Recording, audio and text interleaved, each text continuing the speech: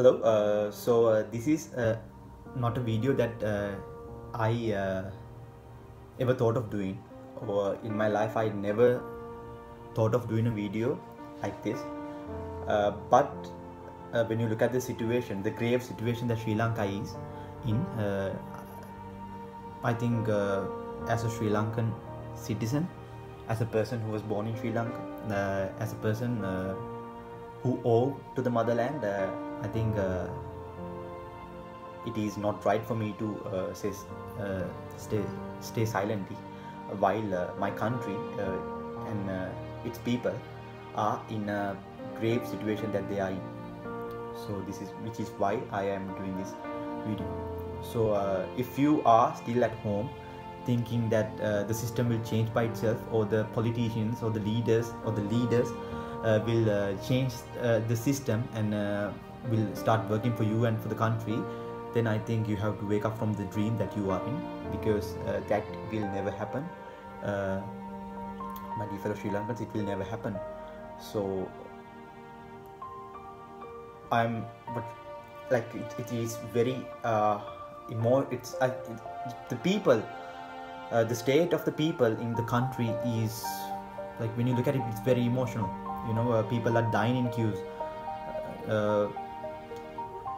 The basic human needs are not being able to fulfilled by our people, right? A Sri Lankan who is in Sri Lanka right now are not capable to fulfill their own basic needs,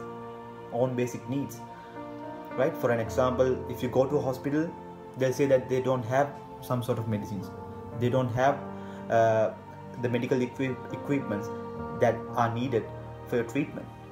And if you go to a pharmacy, they might also say that they don't have it because of the crisis. And when you look at students who are still studying, right?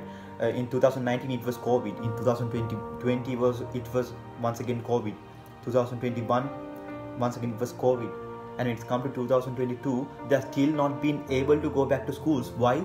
Because of the crisis. Either it's because they don't have any transportation ways to go to the school, or even if they go to school, the school is not being able to hold exams or anything because they do not have papers. Right? So when my friends here from other countries hear that, they are like, what, your country do not have papers? Yes, our country do not have papers. That's how low the situation of Sri Lanka, right? So people are dying in queues, when Mahinda Rajapaksa was overthrown, right? He did not resign. The people did overthrow him.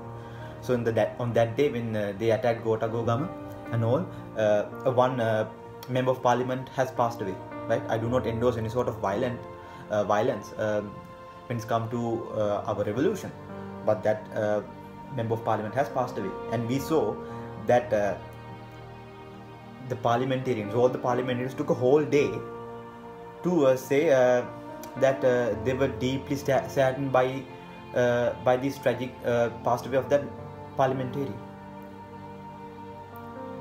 As of this moment, as I speak now, as I record this video now, do you know how many people have passed away in queues, right? Waiting for petrols or maybe in gas or something, right? Many people, I think it's more than 15 or 20, right, have passed away in queues itself. But have you seen any politician, be it a parliamentarian or someone from the government or from the opposition party, has come out and said that we are sorry, we let you down? No one has done. But they will always protect their own. They are class people. So it is up to us, the common man, right? The common men and women, of course, have to come together for our own people, I think. Because if you are still waiting for the politicians to come and save you, that is not going to happen. Wake up from your bubble, wake up from your dream, right? That's not going to happen. You have to stand up for yourself.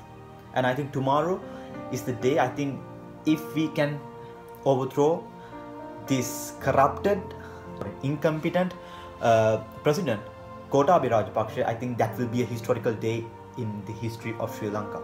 We are sort of people who always, are very proud of our history of 2,500 years old history.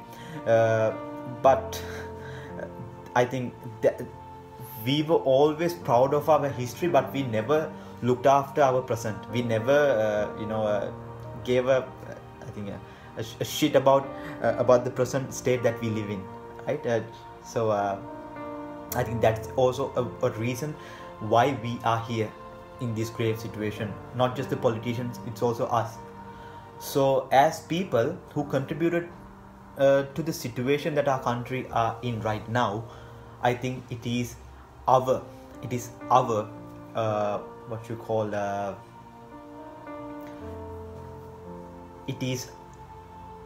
job, right? It is up to us to take our country back to the place that it belongs. Because when I was a kid, Sri Lanka was a third world developing country. But for my brother and for the future generation, Sri Lanka will be a bankrupt country, a broke country. Sri Lanka will be.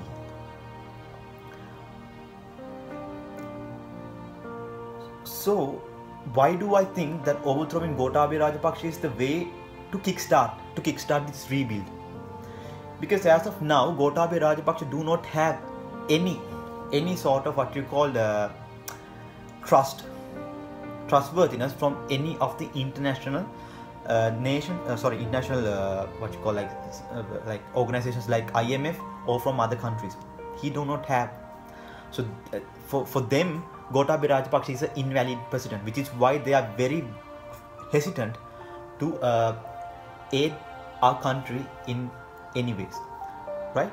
But you do see countries like India, countries like China, they will give some sort of credit lines and they will give aids to Sri Lanka.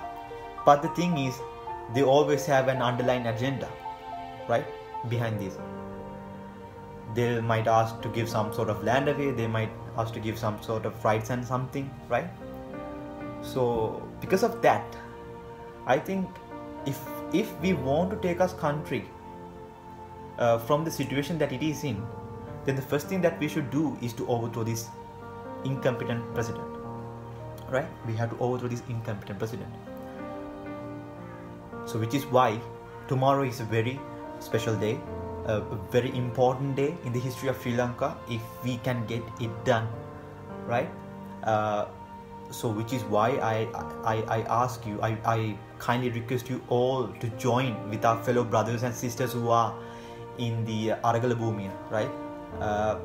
Do not wait for something to happen. Go and make the change yourself, right? Go and make the change yourself. Why are we waiting for someone? Go and make the change yourself, right? And also it is very important that when you come to this Aragala Bhumi or to this people's revolution, that you do not come bearing any sort of flags or badges or logos or any sort of agendas of other political parties such as be it Samagi Jana Balawega or Janatha Vimukthi Peramuna or any other political party, because all of them have contributed, all of them, make no mistake, all the 225 plus 1 have contributed to the situation that our country is in right now. So do not expect this Sajith Premadasa or Anura Kumara Disanayaka or any other opposition leader to come up and speak for yourself or to come and to save you from the situation that we are in.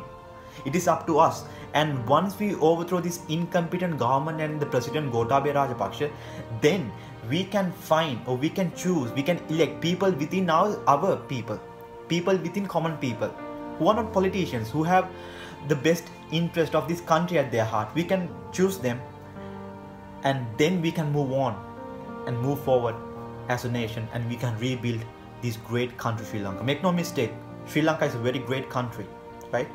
It's just the politicians and the government has dragged our country in the mud, and we are in the mud.